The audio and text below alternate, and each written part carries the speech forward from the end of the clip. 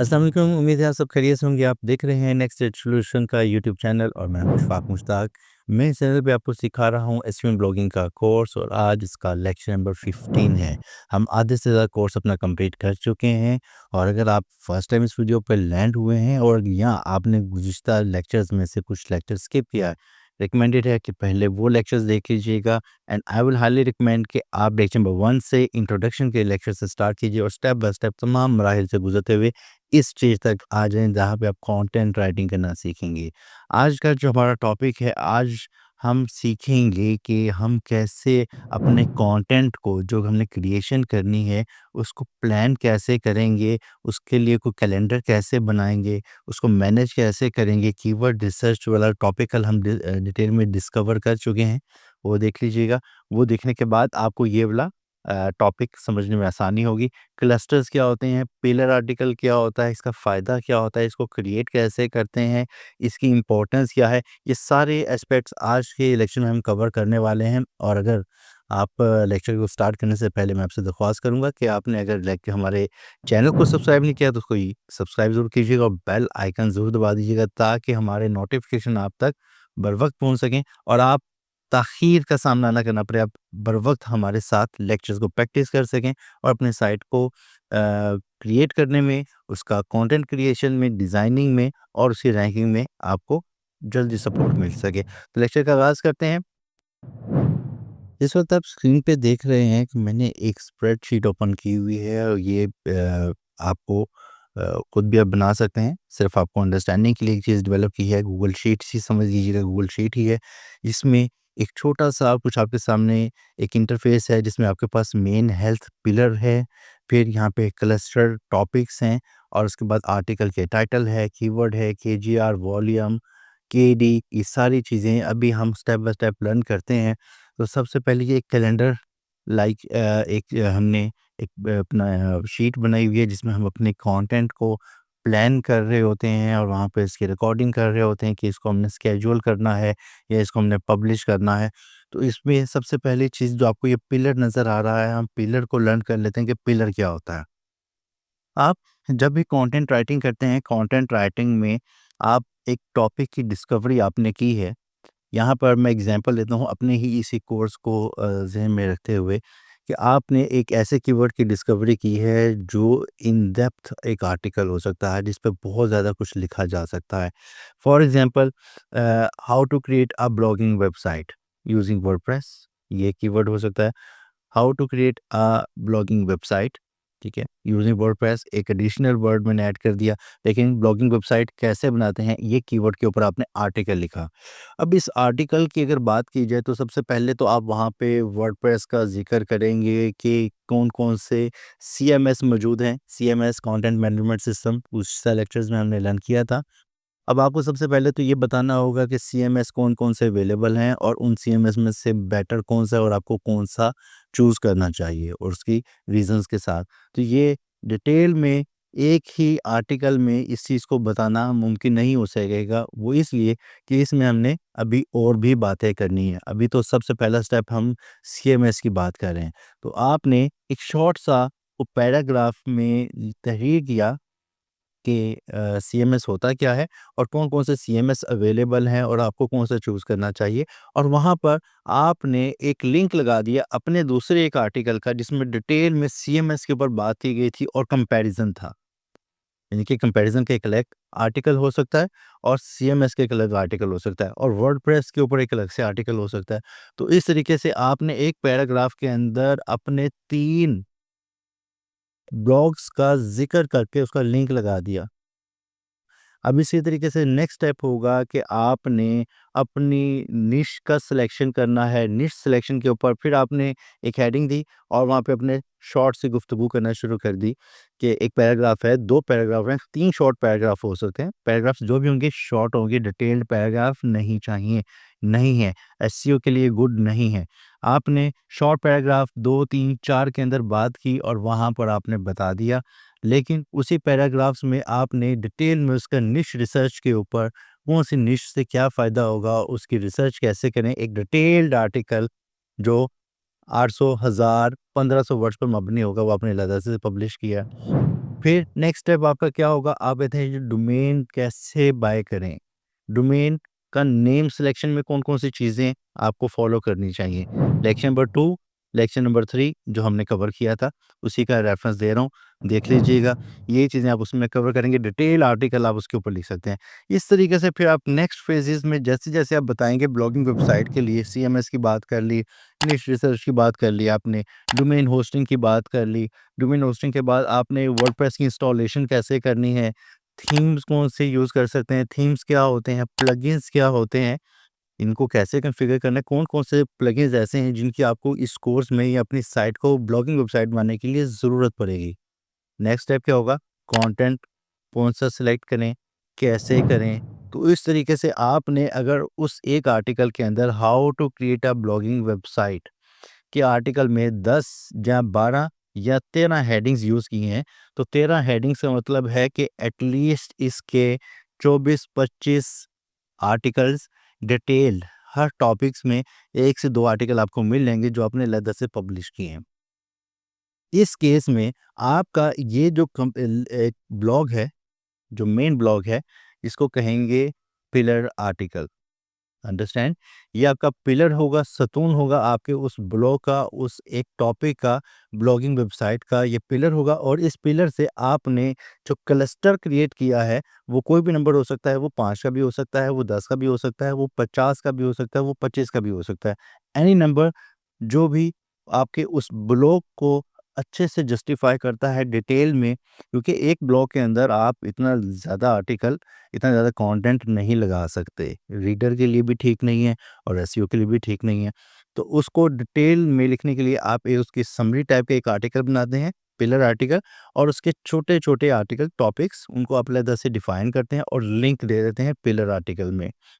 Same काम आपने क्या करना है, जब आप पिलर आर्टिकल लिख रहे हैं, पिलर आर्टिकल में आप अपने क्लस्टर आर्टिकल, जिसमें आपने डोमेन रिसर्च का हो गया, निश रिसर्च का हो गया, सिलेक्शन का हो गया, वर्डप्रेस का हो गया, वो सारे आर्टिकल्स यहाँ पे लिख दिए। उन आर्टिकल्स में जाके भी, अपने क्लस्टर्स में भी जाके पिलर को लिंक देंगे आप। ठीक हो गया? अब ये लिंक कैसे देना है, इसके ऊपर हमारा जो आने वाला लेक्चर है उसमें कवर करेंगे कि लिंकेज क्या होती है, कैसे होती है। तो ये हमारी एक तो अंडरस्टैंडिंग होगी, पिलर आर्टिकल क्या है, क्लस्टर क्या होता है। क्लस्टर को मैं आपको यहाँ पे हम गूगल में ओपन कर लेते हैं समझने के लिए, शायद यहाँ से आपको थोड़ी-सी और आसानी हो जाए। आप चैटजीपीटी पे भी सर्च कर सकते हैं, गूगल पे इमेजेस सर्च कर सकते हैं। यहाँ पे मैं क्लस्टर, यहाँ पे मैं इमेजेस में चला जाता हूँ और आप ये देखिएगा। जी, ये पिक्चर कुछ हद तक आपको एक अच्छा-सा आइडिया दे रही है कि पिलर क्या होता है। अब ये इस केस में ये पिलर टॉपिक जो सेंटर में आपको सर्कल नज़र आ रहा है, ये बता रहा है कि how to create a blogging website, जैसे भी हमने इस एग्ज़ाम्पल में बात किया। और उसके जो सब टॉपिक से जो सारे हमने अलहदा से क्रिएट किए थे, वो लिंक दे रहे हैं इसकी तरफ। और पिलर आर्टिकल के अंदर ऑलरेडी हमने इनका लिंक लगाया हुआ, तो ये आप समझ लीजिएगा पेरेंट वर्सेस चाइल्ड। पेरेंट अपने चाइल्ड को लिंक दे रहा है और चाइल्ड्स अपने पेरेंट को लिंक दे रहे हैं। तो इससे अब होगा क्या? ये काम करना क्यों है? ये कोई कॉम्प्लेक्स चीज़ नहीं है, वेरी ईज़ी है। बनाते कैसे हैं, इस पे भी बात करते हैं। ये होगा क्या, इसको बनाने का फ़ायदा क्या होगा? हम इतना काम क्यों करें? इसका सबसे पहला फ़ायदा मेरी नज़र में वो ये है कि आपको फर्दर कीवर्ड डिस्कवरीज़, नए-नए टॉपिक्स में नहीं जाना पड़ता। तो एक ही आर्टिकल से जब आप उसको अच्छे से रिसर्च करके जब राइटिंग करते हैं, तो आपको उसमें से फर्दर टॉपिक्स मिलते रहते हैं जिनको रिक्वायर है कि वो और डिटेल माँग रहे हैं। अब जब वो और डिटेल आपसे माँग रहे हैं, तो उसके लिए आप एक आर्टिकल रिसर्च करके उस पे लिखें और लिंक दे दें। ठीक हो गया? अब इसका दूसरा फ़ायदा क्या है? जो कि एक्चुअली मेन फ़ायदा है, इम्पोर्टेंट है। जब गूगल का क्रॉलर, एंड क्रॉलर क्या होता है, पहले बता दिया गया है गूगल से लेक्चर नंबर 1 में, ज़रूर देखिएगा नहीं देखा तो।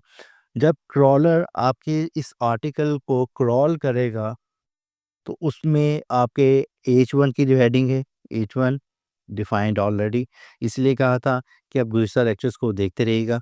आपकी H1 हेडिंग से उसको क्रॉल करता है, आपके उसमें इमेजेस हैं, सब चीज़ों को जैसे ही वो क्रॉल कर रहा है, रीड कर रहा है, रीड करते-करते उसको वहाँ पे एक लिंक नज़र आया, उसने उस लिंक को भी क्रॉल किया और वो लिंक किस चीज़ का था? वर्डप्रेस होस्टिंग का, सीएमएस का, निश रिसर्च का, वर्डप्रेस प्लगइन्स का, थीम्स का, कंटेंट स्ट्रैटेजीज़ का। ये सारे टॉपिक्स जैसे-जैसे लिंक आ रहे हैं, वो लिंक पे आगे मूव करके क्रॉल करते हुए उसको भी रीड कर रहा है। तो इससे क्या समझ आई कि इस जो राइटर है, इस क ब्लॉग का जो ऑथर है, इसके पास एक्सपर्टीज़ हैं, इसके पास नॉलेज है कि ये एक टॉपिक के ऊपर अथॉरिटी रखता है कि इसने इतनी डिटेल में नंबर ऑफ आर्टिकल्स में इसके ऊपर गुफ्तगू की है, इस पे राइटिंग की है।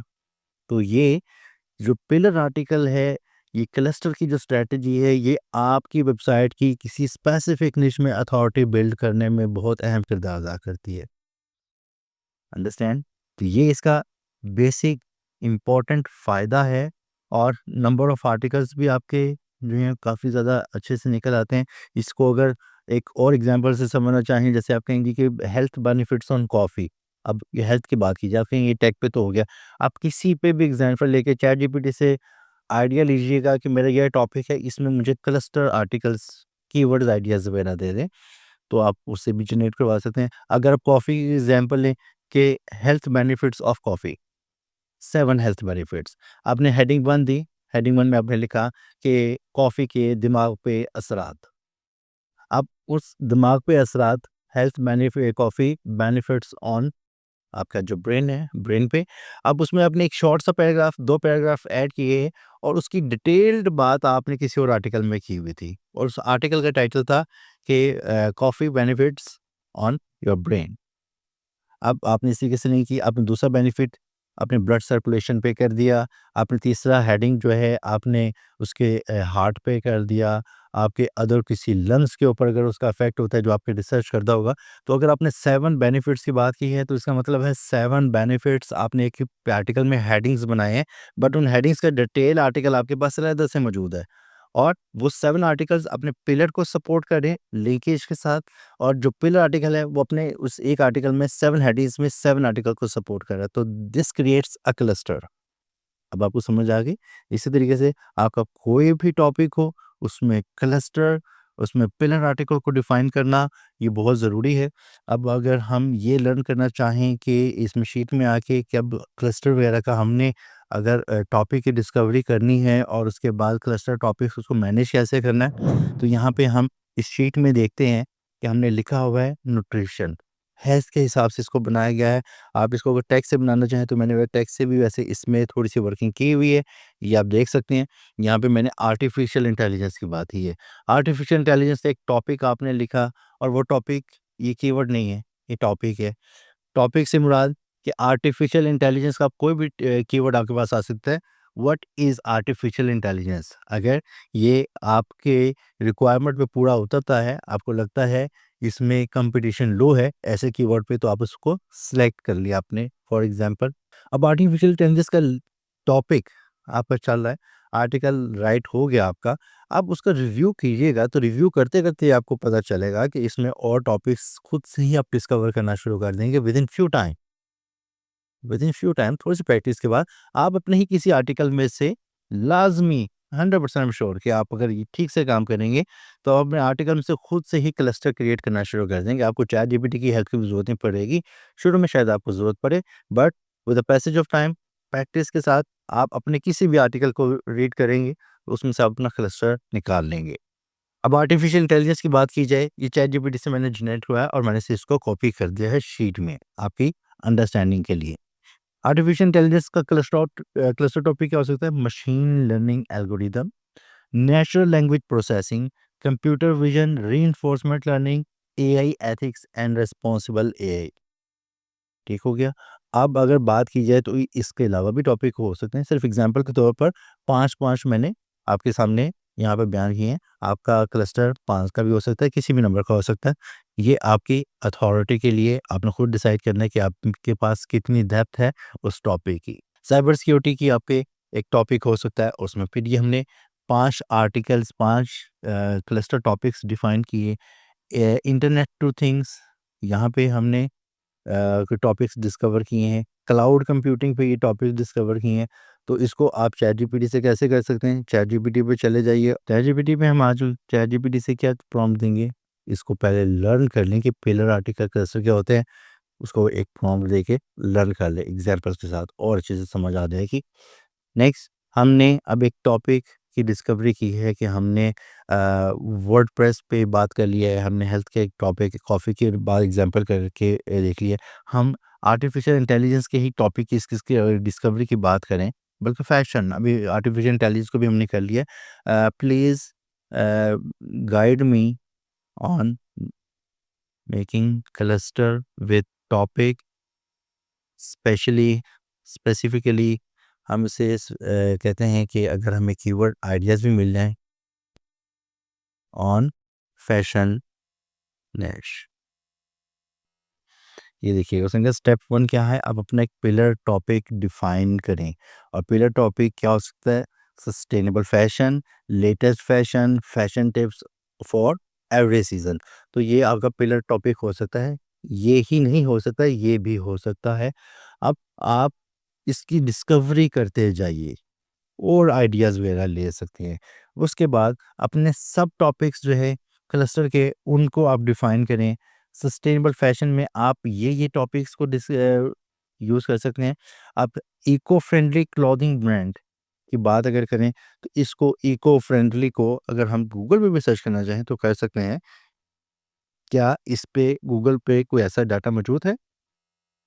हम गूगल पे सर्च करते हैं इको फ्रेंडली क्लॉथिंग ब्रांड, ये तो कीवर्ड भी है। अभी हमने सिर्फ क्लॉथिंग लिखा है, तो आप देख रहे हैं ब्रांड भी कीवर्ड है, क्लॉथिंग लाइन भी कीवर्ड है, इको फ्रेंडली क्लॉथिंग यूके है कीवर्ड। अब आप इनकी रिसर्च कीजिएगा सेमरश में, जैसा कि कल हमने जाके किया था, कल के लेक्चर में और लास्ट लेक्चर में।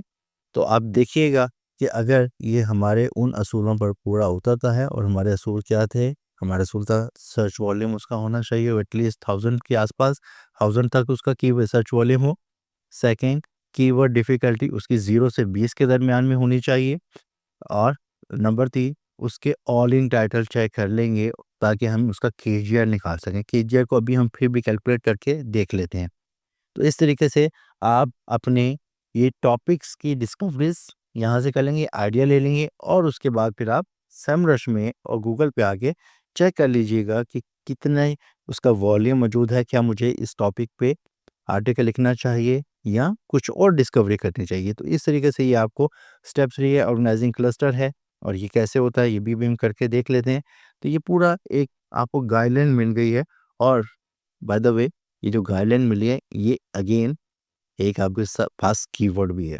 अगर आप चाहें कि अगर आपकी साइट वर्डप्रेस से रिलेटेड है, टेक की किसी निश से रिलेटेड है, कंटेंट राइटिंग से रिलेटेड है, एसईओ से रिलेटेड है, तो ये पिलर आर्टिकल क्लस्टर टॉपिक्स जो हैं, ये एक कीवर्ड हो सकता है। इस पे रिसर्च करके इस पे आप आर्टिकल ज़रूर लिखिएगा, ठीक है? और अगर आप ये काम करते हैं मेरी रिकमेंडेशन पे, तो इसका लिंक कमेंट में ज़रूर डाल दीजिएगा। मैं इसको रिव्यू करूँगा और आपको उसका फीडबैक दूँगा कि आपने कैसा लिखा। नेक्स्ट स्टेप क्या है? आप पिलर आर्टिकल को डिफाइन कैसे करते हैं? क्लस्टर को डिफाइन करने की आपको ज़रूरत नहीं होगी, लेकिन एक पिलर आर्टिकल जो पेरेंट आर्टिकल है उसको कैसे डिफाइन करते हैं, उसको डिफाइन करने के लिए हम आ जाएँगे अपने वर्डप्रेस में। हम वर्डप्रेस के डैशबोर्ड में आ चुके हैं, और अगर आपने हमारा लेक्चर नंबर जो 6 था कल वो अटेंड नहीं किया, तो उसको देख लीजिएगा। उसमें हमने प्लगइन्स के बारे में डिटेल में बात की थी कि वर्डप्रेस प्लगइन्स होते क्या हैं, इनके सोर्स क्या हैं, कहाँ से ले सकते हैं, कौन से प्लगइन करने चाहिए, और कौन से प्लगइन से आपको इज्तनाब करना चाहिए, बाज रहना चाहिए। और ये भी बताया था कि प्लगइन्स आपको ब्लॉगिंग वेबसाइट में कौन-कौन से दरकार हैं, जो हम एसईओ ब्लॉगिंग का कोर्स कर रहे हैं। इसके लिए आपको कौन से प्लगइन चाहिए, तो उसमें हमने डिटेल में प्लगइन्स को ही डिस्कस किया था। तो अब आपके पास रैंक मैथ का प्लगइन होना चाहिए। अब रैंक मैथ का प्लगइन है, अब आप अपनी पोस्ट में आ जाते हैं। पोस्ट में आने के बाद आप अपनी जो भी पोस्ट होगी, फॉर एग्जांपल मेरी यही पोस्ट है और ये पिलर आर्टिकल है। मैं इसको ओपन कर लेता हूँ। ओपन करने के बाद मेरे पास यहाँ पे साइड बार आ रही है। साइड बार में इसकी कुछ ऑप्शंस मौजूद हैं। इसको हमने नेक्स्ट जो आने वाला हमारा नेक्स्ट लेक्चर है, उसमें डिटेल में डिस्कस करेंगे। बट फिलहाल आर्टिकल में ये हमारे पास रैंक मैथ की एक ऑप्शन नज़र आ रही है, इस पे क्लिक करते हैं। यहाँ पे आपने सिर्फ चेक करके इसको डिफाइन कर देना, this content is a pillar article. Pillar content है ये हमारा। बस ये डिफ़ाइन करती है, बाकी जो इसके आपके क्लस्टर्स होंगे उनको आपने डिफ़ाइन करने की ज़रूरत नहीं है, वो ऑटोमेटिकली इस पिलर के अंडर क्लस्टर में ही फ़ॉल कर रहे होंगे। तो ये कैलेंडर था, कैलेंडर को कैसे मैनेज करना है अब फर्दर उस पे बात कर लेते हैं। जैसे कि मैंने अभी इस केस में बताया था, आर्टिफ़िशियल इंटेलिजेंस एक टॉपिक है, ये आपका कीवर्ड नहीं है। कीवर्ड रिसर्च करने के बाद आप कीवर्ड रिसर्च करेंगे, उसका यहाँ पे कीवर्ड मेंशन कर देंगे कीवर्ड के कॉलम में, और उस कीवर्ड को मेंशन करने के बाद आप यहाँ पे उसका टाइटल लिख दीजिएगा कि मैंने क्या टाइटल लिखा है। आर्टिफिशियल इंटेलिजेंस का जो टॉपिक है उस पे अगर बात कर रहे हैं तो आपका कीवर्ड हो सकता है best artificial intelligence practices for example, और ये आपका कीवर्ड हो सकता है। और कीवर्ड में टॉपिक क्या है, learn what practices you should follow using artificial intelligence. तो ये आपका एक आर्टिकल का टाइटल हो सकता है। अब केजीआर क्या है, इसको हमने कल लर्न किया था बट कैलकुलेट नहीं किया था, तो इसको कैलकुलेट करने का तरीका भी देख लीजिए कैसे होता है। आपका सर्च वॉल्यूम आपने टूल्स की मदद से देखा था। सर्च वॉल्यूम क्या होता है कि वो भी कीवर्ड जो आपने डिस्कवर किया है, उसकी मंथली सर्चेज़ कितनी है, उसको कितने लोग सर्च कर रहे हैं, उसको 1000 लोग सर्च कर रहे हैं, उसको 1 लाख कर रहे हैं या 10 लाख लोग सर्च कर रहे हैं। जितना हॉट कीवर्ड होगा, उतनी ज़्यादा उसकी सर्चेज़ होंगी, और उतनी ज़्यादा सर्चेज़ होने से उस पे कंटेंट भी ज़्यादा होगा, कॉम्पिटिशन ज़्यादा होगा। तो आपको high search volume, high competitive playground से थोड़ा-सा अवॉइड करना है, क्योंकि हम नई साइट बना रहे हैं, तो इसलिए हमें चाहिए कि हम थोड़ा-सा अपना प्लेग्राउंड को मिनिमम रखें। हम इसके 1000 के आसपास कीवर्ड्स जो सर्च वॉल्यूम है उन कीवर्ड का सिलेक्शन करेंगे। फॉर एग्ज़ाम्पल यहाँ पे आपने ये बैलेंस डाइट का जो कीवर्ड क यूज़ किया, इसका सर्च वॉल्यूम था 800, कीवर्ड डिफ़िकल्टी 18 थी, और अब क्या होगा, ऑल इन टाइटल क्या था? कल हमने ऑल इन टाइटल शायद नहीं सीखा था, लेकिन ऑल इन टाइटल अगर देखना चाहें इसी कीवर्ड का, बैलेंस डाइट का, तो हम गूगल पे आ जाते हैं, और गूगल पे हम टाइप करते हैं ऑल इन टाइटल कॉलन और अपना कीवर्ड। इसके बाद क्या होगा, यहाँ पे टूल्स की ऑप्शन आपको नज़र आ रही है। टूल्स आपको बताएँगे कि 1,09,000 रिज़ल्ट्स मौजूद हैं इस कीवर्ड के ऊपर, और अगर मैं ऑल इन टाइटल नहीं लिखता हूँ, तो क्या रिज़ल्ट्स आपको मिलते हैं 258 मिलियन। अब ऑल इन टाइटल और इस नॉर्मल कीवर्ड को वैसे ही गूगल में विदाउट किसी आप कमांड के यहाँ पे मेंशन करें प्रॉम्प्ट के, तो क्या होता है, फ़र्क क्या है इसमें? बैलेंस डाइट को तमाम जगह पर कहीं पे हेडिंग में, कहीं पे बॉडी में, कहीं पे टाइटल में आपको मिलता है गूगल को, तो वो आपको रिज़ल्ट शो कर देता है। और बैलेंस डाइट के ऊपर उसके पास 258 मिलियन रिकॉर्ड्स मौजूद हैं। लेकिन अगर हम इसको ये कहते हैं कि हमें सिर्फ़ वो रिज़ल्ट्स दिखाएँ और उसके बारे में बताया जाए जिसके टाइटल में H1 में बैलेंस डाइट मौजूद हो, जब उसको चेक करते हैं तो वो 1,09,000 हैं। स्टिल बहुत मुश्किल कीवर्ड है, हमें इसके साथ कोई दूसरा कीवर्ड के साथ कुछ ऐड करना पड़ेगा अगर ये हमारा टॉपिक है, ताकि उसमें कॉम्पिटिशन कम हो सके। फॉर एग्ज़ाम्पल ये डिस्कवरी तो अब कल हम लेक्चर में कर चुके हैं, तो दूसरे के साथ भी इसको कर सकते हैं। बैलेंस डाइट फॉर मेन, ठीक है? अब थोड़ा-सा हमने इसको लॉन्ग किया है कीवर्ड को, और इस पे स्टैट चेक कीजिएगा तो 145 रिज़ल्ट्स हो गए, ठीक है? तो इस तरीके से आपने जो ऑल इन टाइटल का जो जो भी रिज़ल्ट होता है, वो यहाँ से आपने अपनी शीट में ऐड कर लेना है। तो ये हमने 63 यहाँ पे लिखा है, यानी कि ये मैक्सिमम है। अगर आपका 0 से 63 के दरमियान ऑल इन टाइटल आपको कोई मिलता है, तो आप उसके ऊपर आर्टिकल लिख सकते हैं। कीवर्ड डिफ़िकल्टी 0 से 20 के दरमियान सर्च वॉल्यूम आपका अप टू 1000 होगा। इस पे बिना जब आप केजीआर निकालना चाहें, तो केजीआर क्या है? आपका all in title divided by search volume. All in title 63 को डिवाइड करेंगे 800 के साथ, तो आपका आंसर आएगा 0.07। अगर आपका केजीआर 0.25 से नीचे-नीचे रहता है, तो ये काफ़ी हद तक आपको रहनुमाई करेगा, आसानी फ़राहम करेगा कि आप उसको रैंक कर सकें पेज 1 पे। लेकिन अगर वो 0.25 से एक्सीड करता है, तो उसको विन करना मुश्किल हो सकता है। यहाँ पे ये भी बात ज़हन में रखिएगा कि हमने ऑल इन टाइटल सर्च किया है, यहाँ पे गूगल में आके, और हम कहाँ पर हैं? गूगल के मुताबिक पाकिस्तान में। ये हमारी लोकेशन आ रही है। तो हम अगर यूएसए का कीवर्ड रिसर्च कर रहे हैं, कीवर्ड का टॉपिक है, कीवर्ड यूएसए का है हमारे पास, जर्मनी का है, मलेशिया का है, कोई इंडिया के कीवर्ड पर बात करें तो पाकिस्तान में बैठे हुए उसके रिजल्ट्स कैसे अच्छे मिल सकते हैं। ये एक तो नंबर एक सेमरश या एएचआरईएफ ऐप यूज़ कर रहे हैं तो वो 100% एक्यूरेसी नहीं होती है। आपको एक अच्छी एस्टिमेशन मिल जाती है। एस्टिमेशन के बिहाफ़ पे ही बिना पर आपको अपने टॉपिक्स को चूज़ करना है क्योंकि आपके पास और कोई ऑप्शन नहीं है। तो something is better than nothing, तो ये समथिंग से भी कुछ बढ़ के है, तो आपको काफ़ी हद तक वहाँ से हेल्प मिलती है। नेक्स्ट स्टेप और इन टाइटल गूगल पे चेक करेंगे, गूगल आपके लोकेशन से रिलेटेड, उसी एरिया से रिलेटेड आपको बेटर रिज़ल्ट फ्राहम करने की कोशिश करता है कि फॉर एग्ज़ाम्पल अगर आप गूगल पे सर्च करते हैं कि मुझे शूज़ बाय करने हैं तो वो आपको यूएसए का स्टोर पे नहीं लेके जाएगा। वो आपको पाकिस्तानी स्टोर्स को प्रेफ़र करेगा और पाकिस्तान में भी लाहौर की लोकेशन अगर आपकी है या जिस सिटी की है तो वो आपको कोशिश करेगा कि उसे नियरेस्ट लोकेशंस को दिखा दे, वो स्टोर्स दिखा दे जहाँ पे कुछ सेल लगी हुई है या वो स्टोर्स जिन्होंने ऑप्टिमाइज़ किया हुआ है अपने किसी ऑफ़र के साथ या ऐड चलाया हुआ है।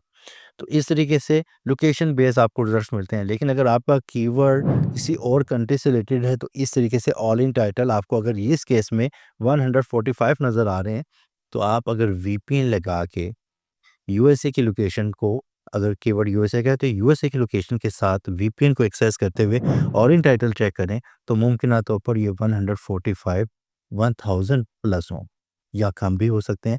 तो इसको बस थोड़ा-सा एक्यूरेट करने के लिए आप वीपीएन का यूज़ करते हुए अगर उसी लोकेशन को टारगेट करेंगे, अगर आपकी लोकेशन कीवर्ड पाकिस्तान से रिलेटेड है, पाकिस्तान में बिज़नेस से रिलेटेड है, एफबीआर से रिलेटेड है, टैक्सेशन से रिलेटेड है, किसी चीज़ से रिलेटेड आपका टॉपिक है, किसी कंपनी रजिस्टर करने से रिलेटेड है, पाकिस्तान के किसी इश्यूज़ के रिलेटेड है, तो आपको फिर वीपीएन की ज़रूरत नहीं, क्योंकि आपका कीवर्ड है ही पाकिस्तान बेस्ड। अब आप जो रिसर्च कर रहे होंगे, उसमें आपको कोई वीपीएन की ज़रूरत नहीं है, आपको रिज़ल्ट्स ही पाकिस्तान से रिलेटेड दिखाए जा रहे होंगे। ये आपने केजीआर के बारे में भी सीख लिया ये, और उसके बाद आपने इस आर्टिकल को पब्लिश करना है, जिस डेट को कर रहे हैं पब्लिश डेट है, ये स्केड्यूल डेट का एक कॉलम बना लीजिएगा और उसमें वहाँ पे मेंशन कर दीजिएगा कि ये आर्टिकल मैंने लिख लिया है। यहाँ से आपका एक कैलेंडर बन गया, आपने कीवर्ड पिलर आर्टिकल्स डिफाइन किए, क्लस्टर्स बनाए, क्लस्टर के साथ topic, keyword, KGR, KGR stands for again keyword golden ratio, तो ये रेशियो निकालने से हमें एक आइडिया हो जाता है कि either this is a good keyword और नॉट।